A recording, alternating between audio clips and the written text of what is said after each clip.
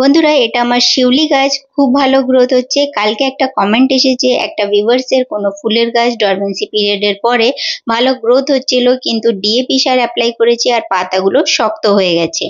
তো আমি আপনাদের সঙ্গে এখন যত ভিডিও শেয়ার করছি, একটাও কিন্তু কেমিক্যাল সার প্রয়োগ করিনি আমার গাছে। তার কারণ হচ্ছে ডরমেন্সি পিরিয়ডের পরে যখন যে কোনো গাছই বাইরে আসে, তখন কিন্তু তাকে সবসময় জৈব খাবার দিয়েই বড় করতে হয়। তারপরে যখন গাছের গ্রোথ হয়ে যায়, আপনারা একটু আধটু দিলে কেমিক্যাল সার সমস্যা দেখতে পাবেন না, কিন্তু প্রথমেই যদি আপনারা ডিএপি বা এনপিকে দিচ্ছেন তাহলে সমস্যা দেখবেন।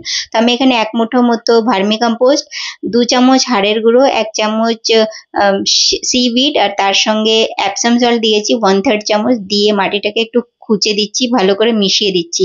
আজকে জল প্রয়োগ করব না, কালকে খুব বৃষ্টি হয়েছে এখানে, যার জন্য।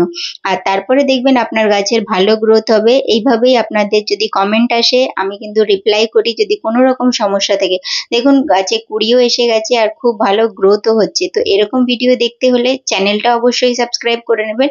আমি গার্ডেনিং নিয়ে ভিডিওই শেয়ার করি আপনাদের সঙ্গে। ধন্যবাদ ভিডিওটা দেখার জন্য।